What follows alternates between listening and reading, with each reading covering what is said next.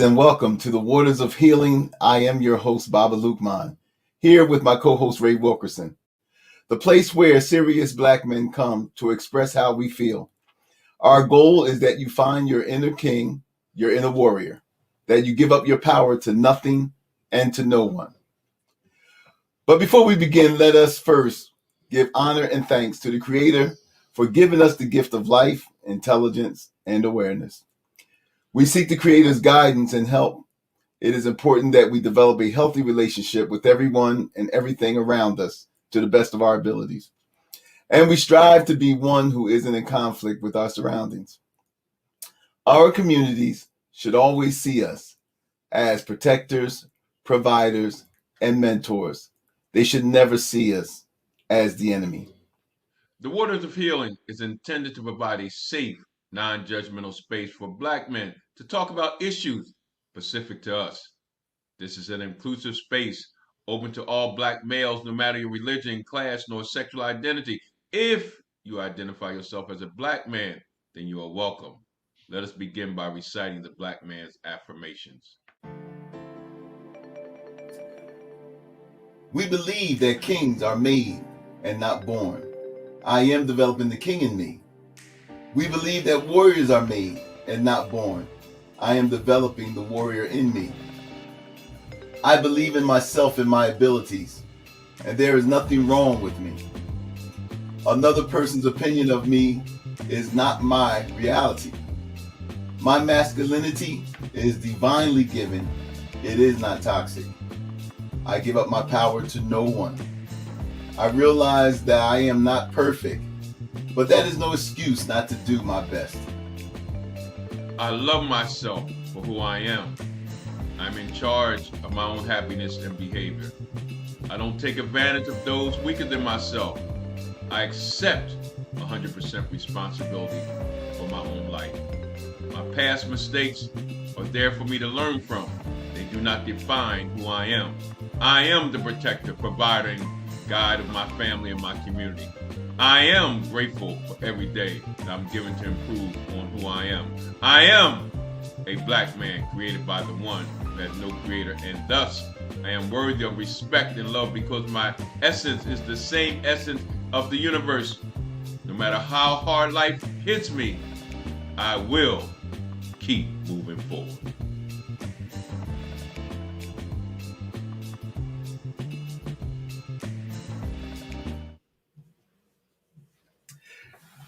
Hey, welcome everybody out there to the Waters of Healing. I am your host, Baba Lukman, along with Ray Wilkerson, who is my co-host and my cousin, my blood cousin. And Ray, I always love to hear the affirmations, man. I mean, I say those affirmations all the time, as sure as you do. And I like to welcome, everybody to Waters of Healing. James Thompson, Thurston Howe, and others who may be just lurking around. But this is the place for Black male discussion. It's a safe place for us. And so, Ray, we're gonna get into this, man. So, what do they need to do?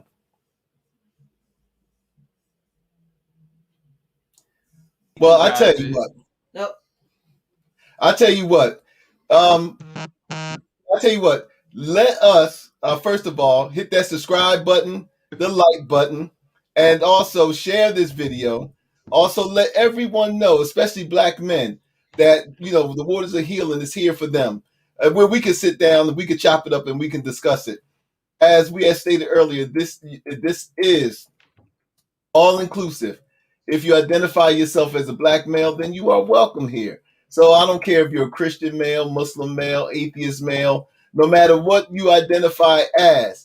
If you are a Black man or you consider yourself a Black man, then you are welcome here. We are here to heal and to heal the divisions amongst ourselves, but most of all, we are here to heal our inner selves.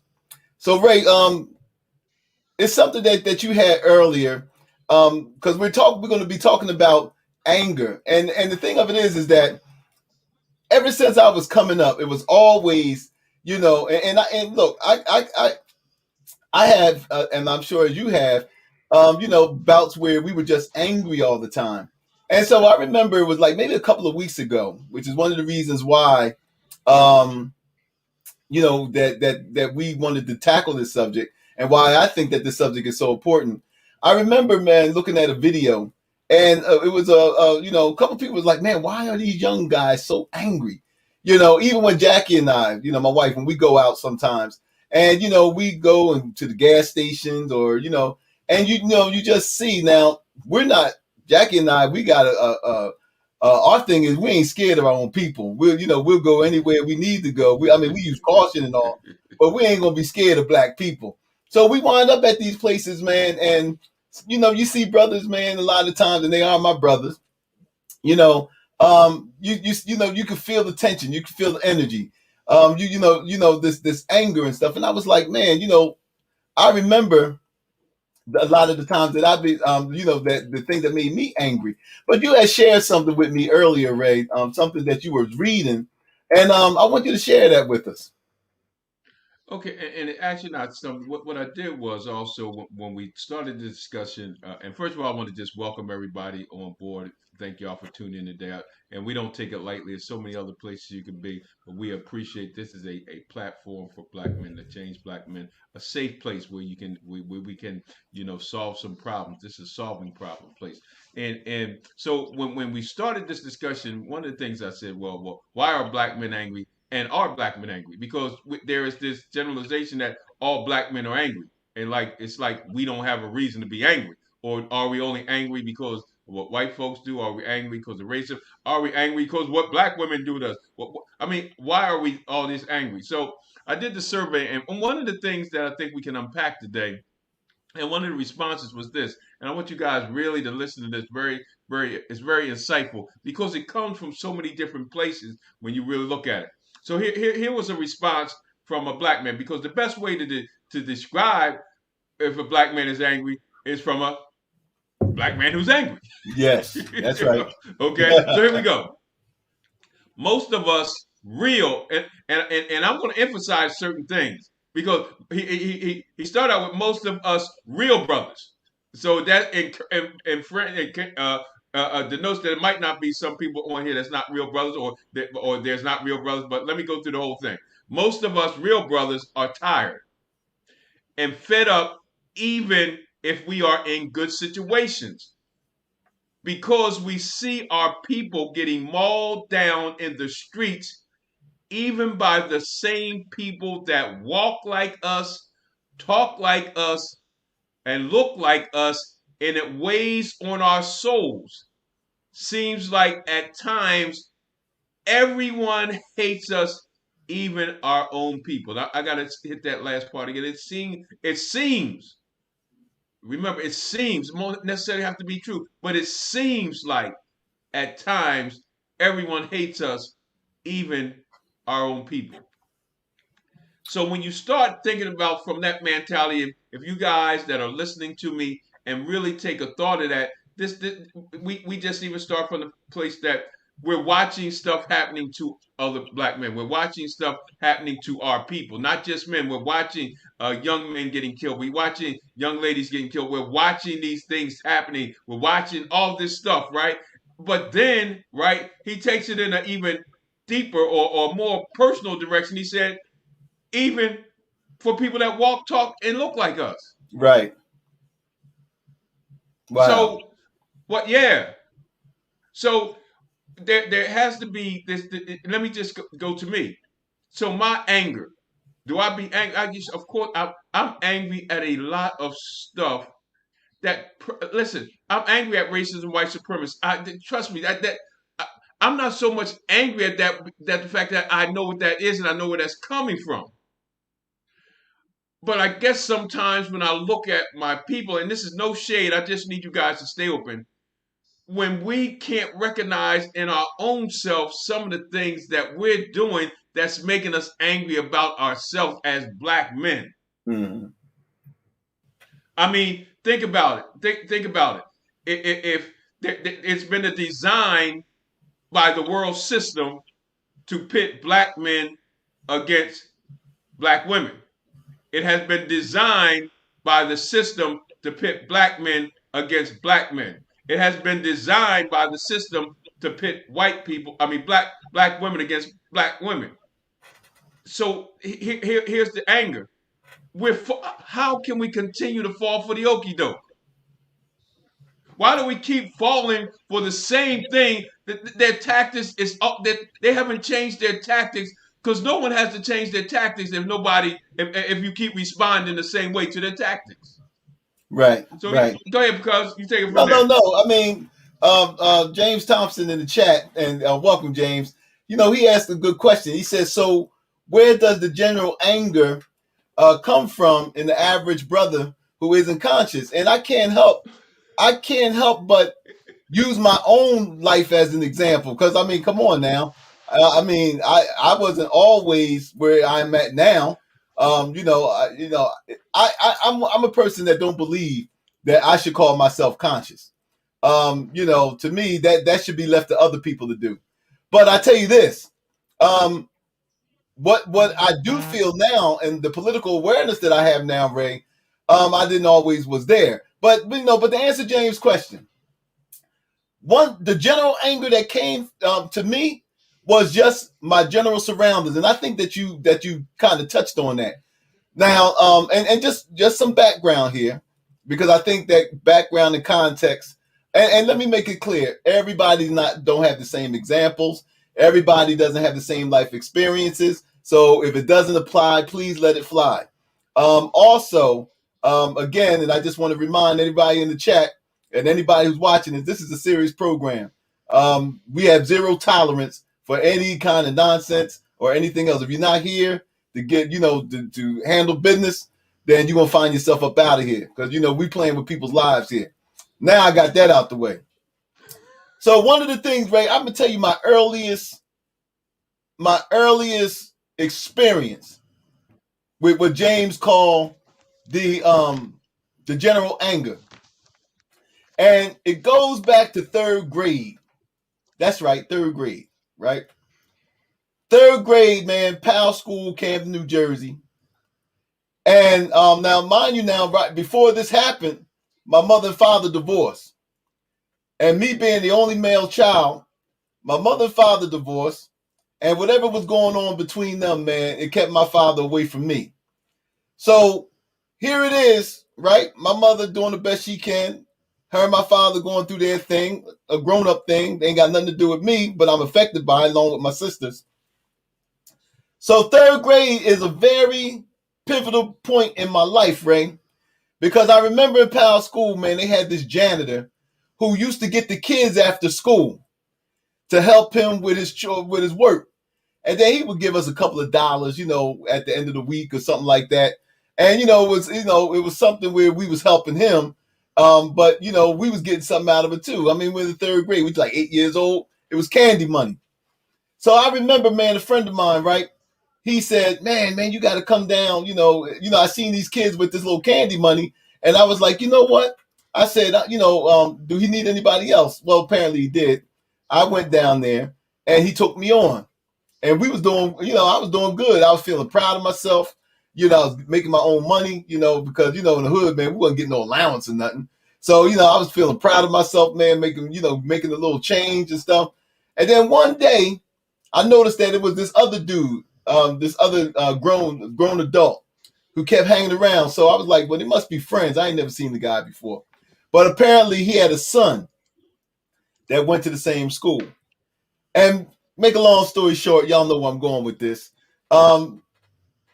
It was like his son got my job. And it wasn't the fact, Ray, let me tell you something, man. Because this is the thing where I think that we have to learn how to deal with each other. And we're going to get to that. But I'm going to tell you, it wasn't the fact that I lost the job, right? That didn't bother me. What bothered me was the way this dude did it. I'm talking about the janitor. The way this dude did it. I'm up here, man, working my heart out, taking pride in my work. And this dude come to me, the janitor now, come to me and said, hey, yo, man, first of all, let me add this because this is proper. This is important context here. When you know that you get ready to do somebody dirty, what do? You nitpick, you find fault in everything. Now, prior to that, man, I'm doing my job. He ain't had nothing to say. But as soon as this guy come around, I couldn't do nothing right. Well, why didn't you get this over here? Why didn't you get that? And even at 8 years old, I knew something was happening. I'm like, oh, he never talked to me like that before. So what happened is that he started getting more and more critical. To that day, he said, "Man, you ain't working out, man. You got to go." But in reality, he wanted to hook his boy's son up. And I remember, man, not the pain and the anger that I felt, because not only did he tell me I couldn't work there no more, the pain and anger came by the way I felt so disrespected at 8 years old. I felt so disrespected. I felt like I didn't mean nothing to like I wasn't worth nothing. I cried all the way to my grandmother's house, man, because I didn't understand why he would treat me like that. And so years later, of course, I was able to process it as I got older. But that did something to me, right? It got to the point, man, where I couldn't trust another black male adult. Mind you, now my mother and father, man, they going through their thing. I don't have a relationship with my dad like I want. There was really no other male figures around or mentors around, and I couldn't trust black men, man, because that thing hurt me so bad that I was like, nobody never going to do that to me again. And that's what I was saying. I would never get close, man. Like, it was like, and it was noticeable too. It was noticeable to people that really knew me, but it was like, nah, man. I always had that distance there. So that's just one example that I'm giving about how this general anger had. And you said, Ray, in what you read in the survey, is that was one of the things, man, that is common amongst a lot of us black men, is not feeling important, not no one taking interest in us. The fact that you said, and this line really stuck out to me, how we feel, or it seems like we're hated by everybody. You feel me? And let me backdrop real quick, and I'm getting ready to get us in trouble here, because whenever I see non-conscious or conscious, we have this phrase conscious community and stuff like that. Let me share something with you. Let me share something, and yeah, I'm probably going to get in trouble. I really don't care. Think about this. There's a man laying on the ground, right? He's laying on the ground, and he seems injured. And all that. And I called 911. The first question 911 asks me, is he conscious? And I'll look down and he'll be, I say, yes, he's conscious, but he's not able to do nothing. Right. We have a lot of people claiming to be conscious that ain't doing nothing. So we got to be careful when we start talking about conscious and non-conscious and things like that, because you can be conscious and sitting there not doing that. Whenever I always kind of look at that thing, right? I always kind of look at that when we say conscious. That consciousness something can mean you hearing stuff, but you ain't doing nothing. So Right. yeah. So getting back to that, when you look at this, it said even in a good situation, there's great things going on. I should be. I just got a promotion. My wife just had a baby. Some great things happened. My son just got a scholarship. All these situations are happening in my life. I just read a great book. My awareness of who I am, my awareness of my history has come in. And even in a good situation, right? It seems like everything is going good, but around me, right? Around me, things are affecting me, because no matter how good it is in my life, right? I can't continue to see it going bad in the lives of our people when I know that we have a solution. Listen, we talk about the problem all the time. Mm-hmm. We spend years dealing with the problem, but at what point do we get honest with ourselves about the solution that has to come from within it? And sometimes you know what I'm guilty of, cuz I am guilty of being quiet when I should be saying stuff. I get angry at myself when I hear certain things and I don't challenge them because I don't want to cause a riffle. Right. You see, sometimes I'm angry at myself for my inability, right, to walk in my greatness and the dominance that God has given me on this earth. You right? So I have Mhm. to deal with that. And the more angry I get with that, right, that anger pushes and causes me. Now, let me share something with you. I'm talking about now flipping this anger to something positive. This anger that I have about myself, about being conscious, but laying there not doing anything. Mm. Having the ability to help my brother, having the ability to help my black businesses, having the ability to help people get a better financial understanding, having the ability to lend a helping hand to somebody, having the ability when I walk past a brother who was just like me, who was homeless, who was smelly, stinking, funky, and on drugs, and walk by him and still don't help. And I was in that situation before, and I get angry at myself for not being the person that God called me to be. Well, there's something that I want to address because I kind of think a lot of time we overthink this. Somebody in the chat says, about the story that I just related and how the disrespect is universal. And there it is. Say that experience of disrespect is fairly universal, right? Or no, which means right. Can you explain why the blackness of the janitor became a key factor in your 8-year-old mind? Thanks.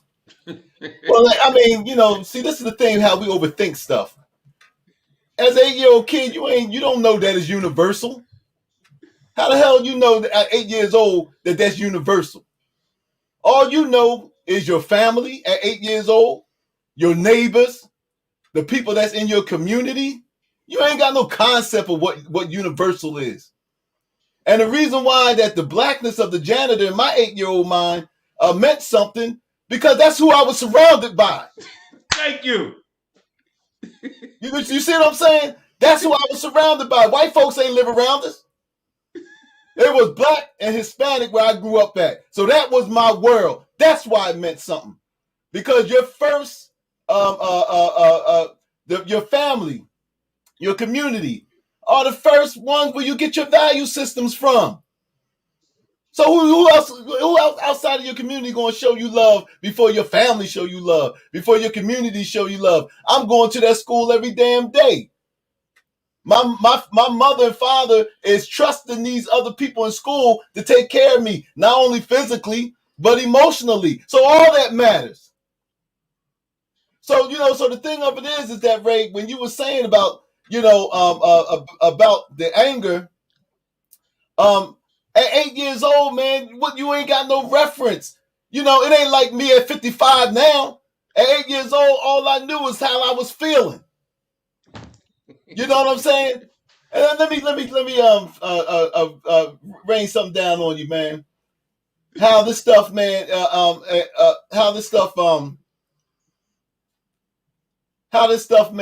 really, really is common amongst us, especially with black boys. And you know what? There's some comments, man. Y'all about ready to get on up out of here.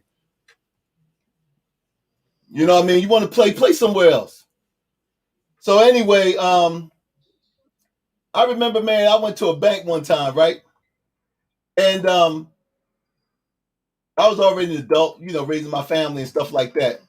And I remember it was a little black boy, man. And I ain't had no concept of being conscious or nothing like that. I was just working out. I was just starting to raise my family.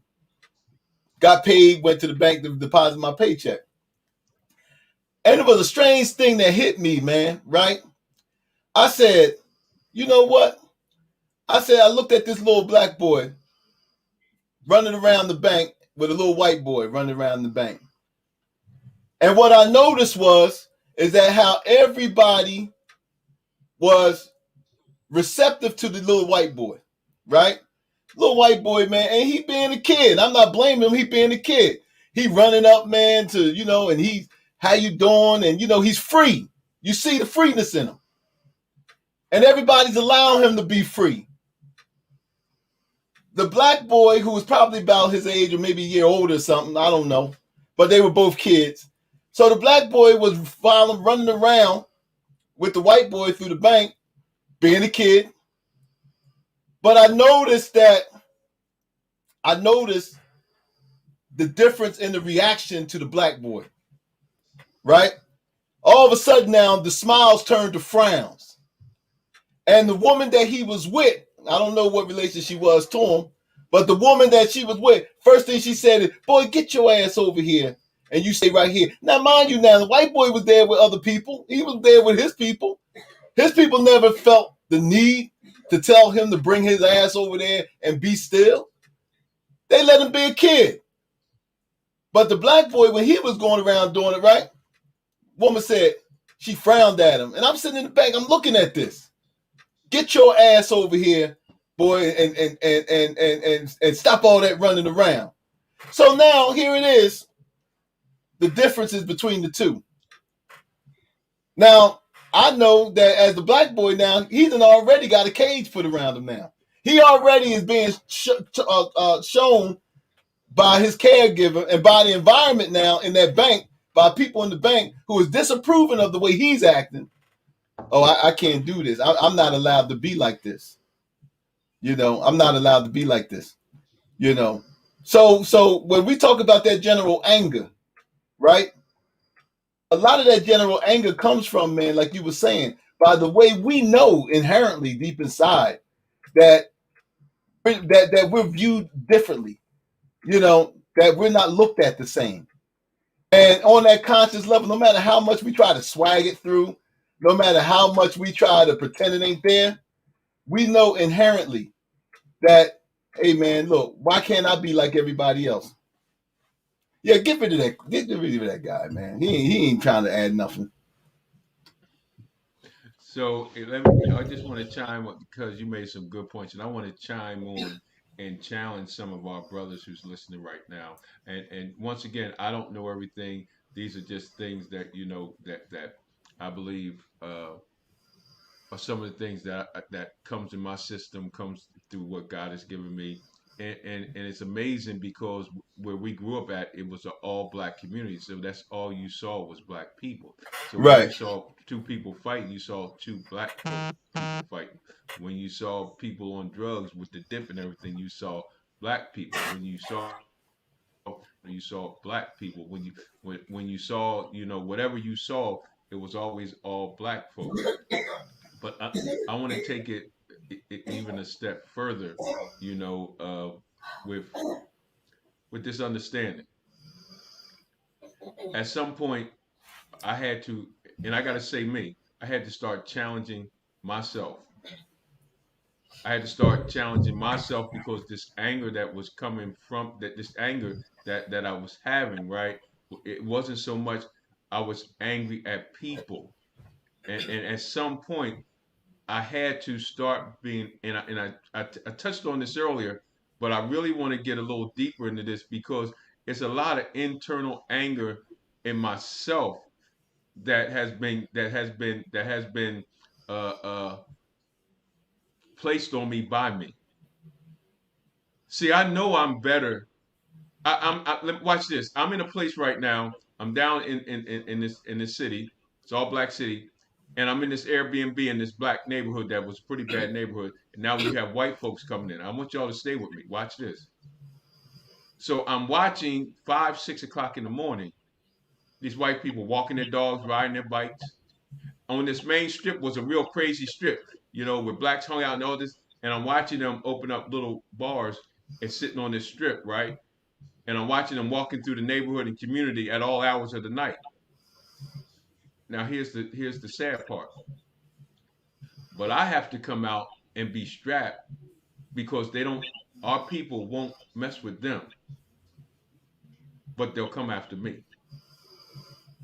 They'll come after the black folks in the community, but the white folks can walk freely in the same neighborhood, right? In the same neighborhood that at one point that wasn't safe, but now they're walking through this neighborhood like it ain't nothing. And I'm watching this, and I'm saying to myself, how can this be? Why do I have to worry about somebody running up on me, busting me in my head, but they can walk just as freely? Right. So now here's some reality seeping in, because in this comment, the brother said people, watch this, get mauled down the same streets, even the same people that walk like us, that talk like us, look like us, and it's starting to weigh on me. Why do I have to constantly watch my back? Listen? I walk out to my car and my window's busted because I have a nice car. Why do I have to now try to park my car somewhere where it's safe? On the same block, right? That the other people who don't look like us, who don't care about us, who's taking over our neighborhoods, and we're not doing a darn thing to them, but allowing them to be free. So there's an issue for me. And because you big on this, and I be careful because my cousin he is totally into not bashing black men. I'm telling you, he will make it known this is not a place for bashing black men, and I don't bash black men. But now I'm at a place where we need to get honest with ourselves as black men. What are we really doing? Yeah, I mean, what? Go ahead. No, go ahead. Finish it. Go ahead. Finish I mean, what? I mean, we're yeah, it's racism, that white supremacy. But at what point do listen? At what point do the remnant? There's a remnant out there. Everybody's not gonna make. I'm sorry. Every black man ain't gonna make it. Some gonna lose in the battle. Some gonna get lost. Everybody's not gonna make it. I'm at a place in my life where, look, just give me the remnant. Let's touch this remnant of angry black men where we can come up with solutions so we can stop being so angry at ourselves. Because listen, one of our affirmations is can't nobody should only person that can make me angry got to be me. I mean, I can't give power. Oh, I'm sorry. Go ahead. No. What I was going to say is it's not the fact that I don't want to bash black men. I think that we need to hold each other accountable. This is why we're doing this. I think, but holding each other accountable is not the same as bashing them. And I think that yeah, black men, I do feel that we as black men have been bashed enough. We've always been the target of bashing a lot. I think though that is different from us holding each other accountable though. The fact that understanding, and I think this goes back to James's question earlier about the unconscious anger, the anger of the unconscious, right?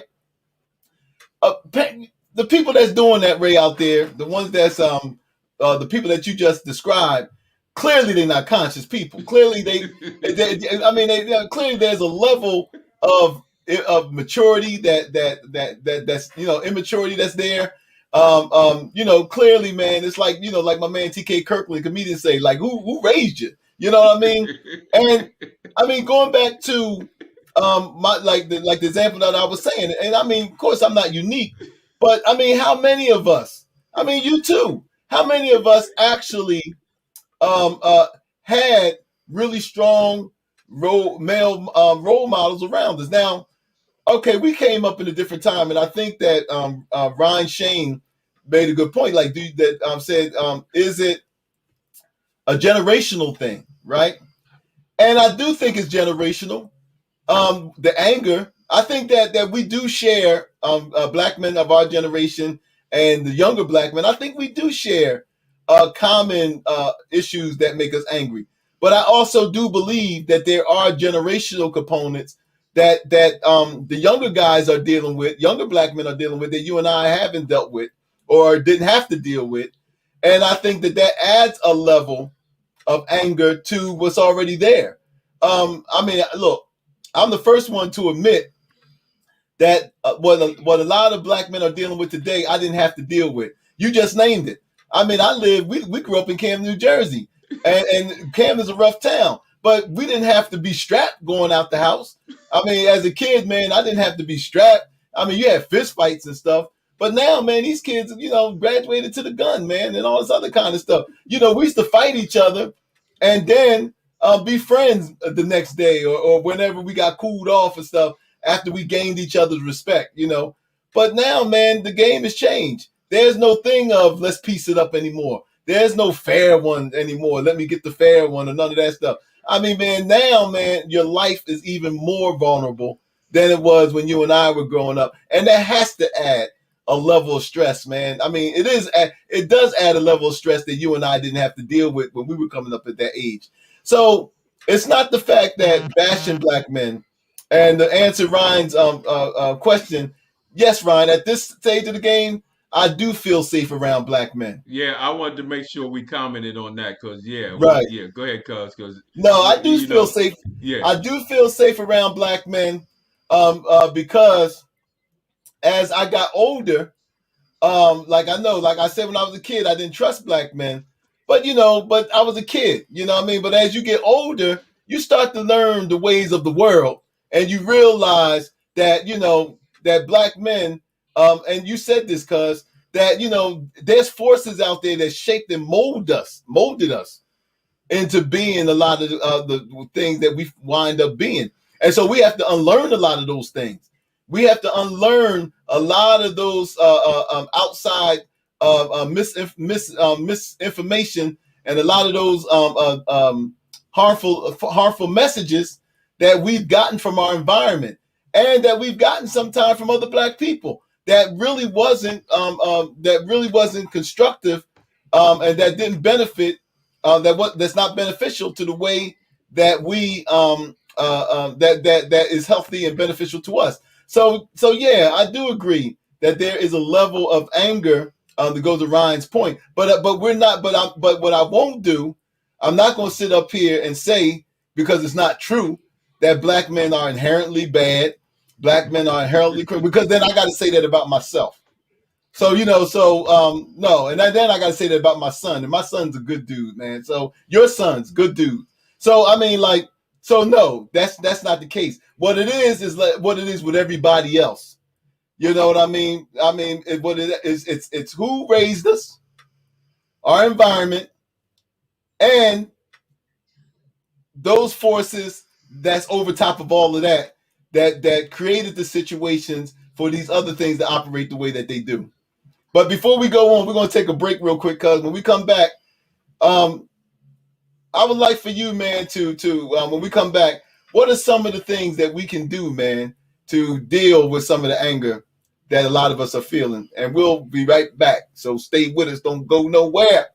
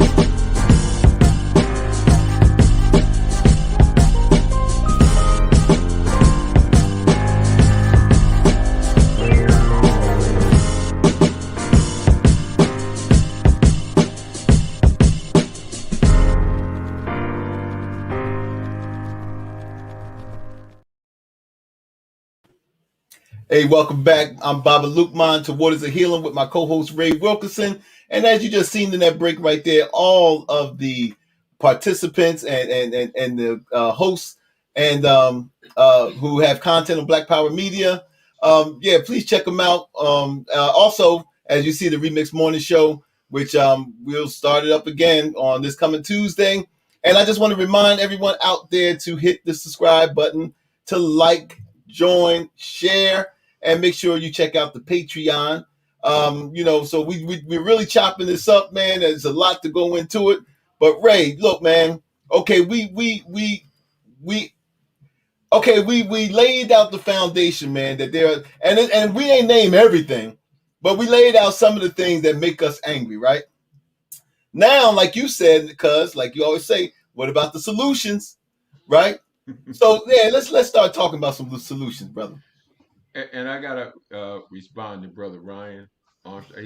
He's got some good comments going on. And his last one, he was talking about his neighbor, his older neighbor, Vietnam War vet, and Talking about where he carried the anger to his grave. You think? Well, I might not look it, but I'm like 62. I'm really old. I'm probably a couple of years younger than that guy. And we always talk about sources. I always hear people say source. What is your source? What is your source?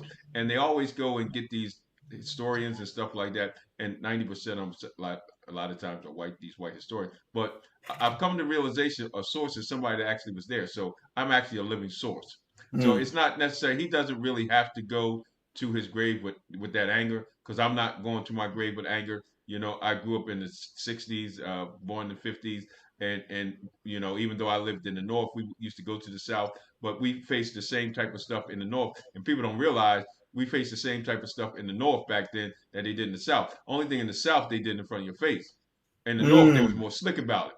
You know, so um, and just real quick, you guys, real history, and I'm gonna give you my solution. For me, my personal solution, right? You know, um, especially when he made that comment, man, that was a great.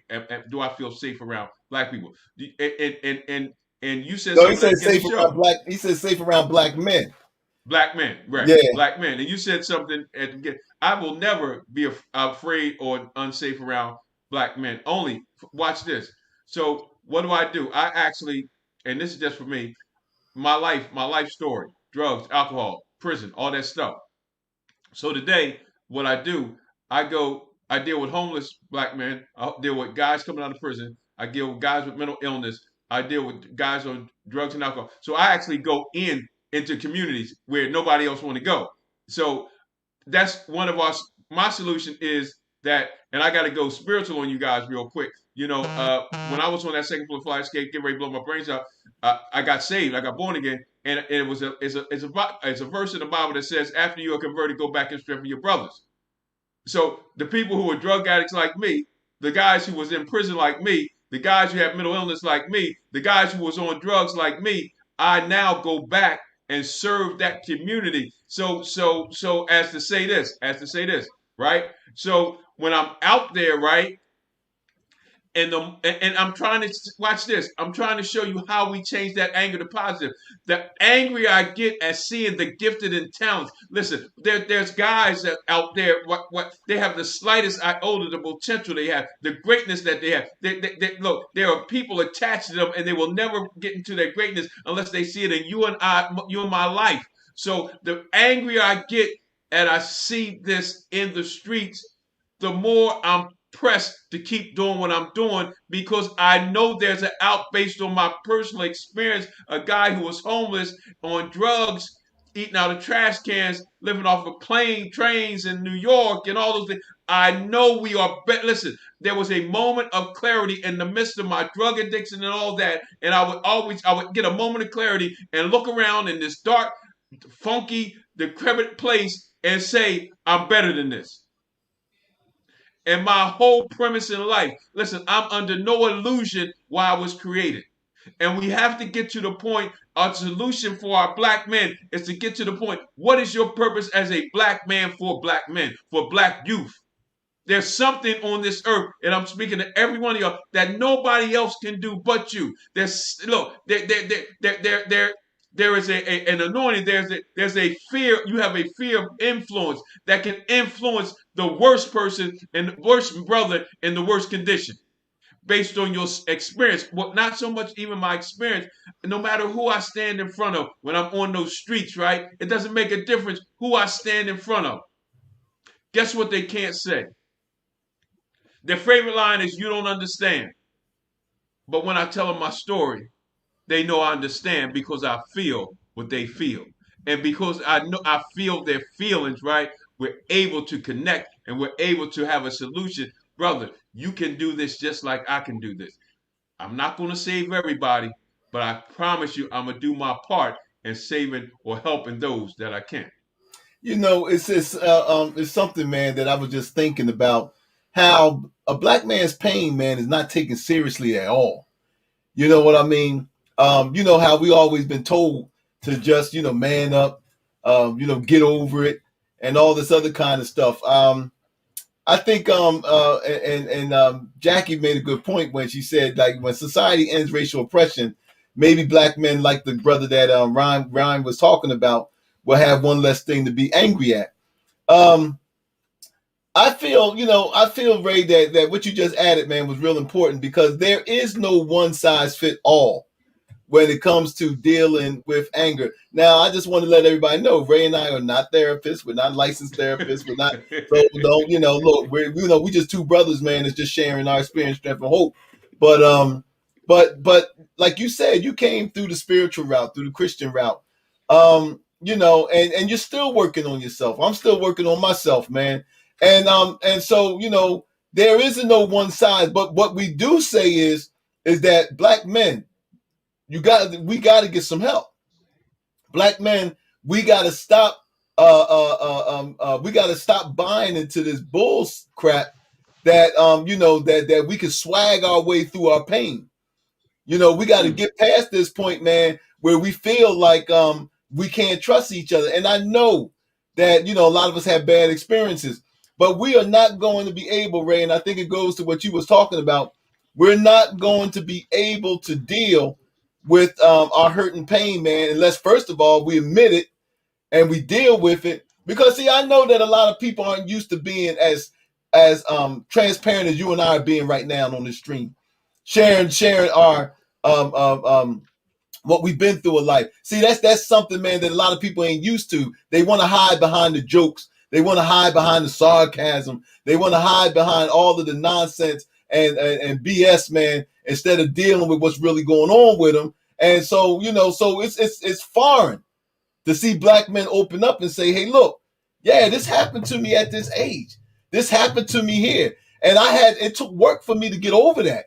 It took work for me to get to point A to point B. And the thing of it is like we say in our affirmations, all of us can do it. No matter what level of pain or what level of hurt we have, all of us could do it. Because you know why, Ray? One of the affirmations state is that nobody's opinion is who I am. Like Martin Luther King said, your opinion of me is not my reality. And so it doesn't matter what you think of me. It doesn't matter what you think of my experiences or where I've been. I am responsible for my life. I am responsible for the mental health and for everything else that goes on with my life. And so, Ray, you're right, man, when you say, and I'm going to turn it over to you, but what I wanted to say is that one of the things that I got from you, and we're going to come back to this topic, again, because there's so much here. But one of the things that I love that you said, Ray, is that when you started to feel whole, you didn't just sat there and say, look, I got myself together. You went back to help others. And so one of the things that I've learned early is that if you really want to heal yourself, then you have to get out of yourself. And you have to go back and be in service. See, a lot of us ain't used to that. So we got to go back. I wasn't used to that. It was all about me. It was all about what I can get from somebody. It was all about what someone could do for me.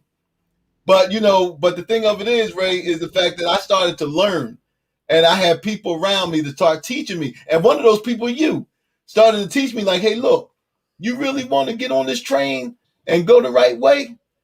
Then then you need to get out of yourself. And you need to start helping others, and you need to start being empathetic and feeling what other people are going through. Because you know what? It ain't all about you. And I just want a real quick comment. I think Brother M. Uh, in the 2000s, you said disrespected and it killed. Well, we had the same thing in the 60s and 70s. It didn't change. It just elevated to another level. You step on somebody's toe, y'all gonna go fight. And it's in it was the same way. Just in the 2000s, it just changed to another era. I mean, I remember my favorite line when a guy would look at me and say, "What you staring at?" And my favorite line was, "If you wasn't looking at me, you wouldn't know I was looking at you." And that often went into a fight too, right? And that often went into a fight. So it's a cycle. We're all going around in the same cycle. It's just more dangerous. But so uh, man, we got to get ready to get out. Listen, this is this we let's guys. If I could leave y'all with this, right? Let's start flipping that anger to something positive. Like I Yes. say, for me, the angrier I get when I see my brothers out there doing what they're doing, the more it propels me to do the things to help them or to be an example. It's not, and I don't want to ramble. It's not so much what I say to make them want to change. It's how I live. The consistency in my life. You know that the more angry I get of seeing and hear me out. And I'm telling y'all something because I'm telling you something from my heart. The angrier I get at what I see, the more I push myself to be an honest man, to be a man of integrity, to have a man of character, to accept my shortcomings, to accept my character defects. See, when I accept those things about myself, I continue to work on myself, and no matter who I'm standing in front of, I'm not, listen, I don't care who it is. That young man or that brother that might be standing on that corner strung out on drugs and whatever. I promise you, no matter an area in his life, there is a particular area in his life that is better than the things in my life. I promise you, you have a gift and talent that is far greater. And I don't do drugs no more. 26 years I ain't did it, but I promise you, and that's what we got to start tapping into. Find it. I don't have to get everything out of this. Just let me tap into that one area that can remind him, listen, I'm better than this. Well, you know what? Take that anger. Go ahead. I'm sorry, cuz. Go ahead. No, man. I mean, because this is something, man. It's like one of the things that I started doing. Getting back to the thing of one right action at a time, healing your world, healing the people around you, one right action at a time. You know, one of the things I started doing, Ray, is when I go to the gas station, and you know we always got our brothers out there that's asking for $1, and you know what I do, man.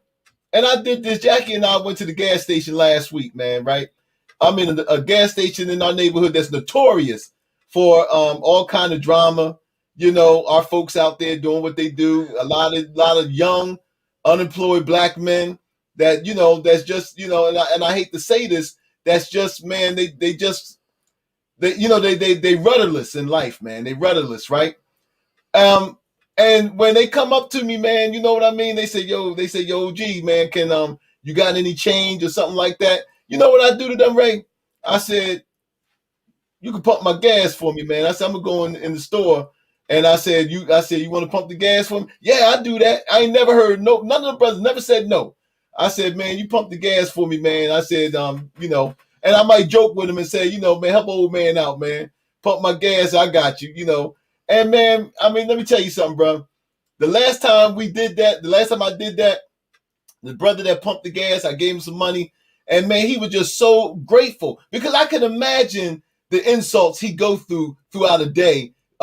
Asking some of us who feel like, you know, we too good, or you know, we got 10 cents, as my grandfather used to say, we got 10 cents above breakfast money. We can't understand the struggle no more. So I can imagine what you know, with the looks he get, you know, the type of attitudes he get from folks. So when I see a lot of young men, you know, I acknowledge them because that's where a lot of our pain come from. You know, folks treating us, man, like we're invisible, like we don't matter. And so the first thing I do, man, is I acknowledge, like, brother, I see you. You know what I mean? I don't care what your situation may be, but guess what? Right now, in this time and space, you're important to me. Well, Ray, we got 3 minutes left, so you're going to have to take us out. Hey, look, I just want to share this, guy. We thank you guys immensely. We thank you immensely for tuning in.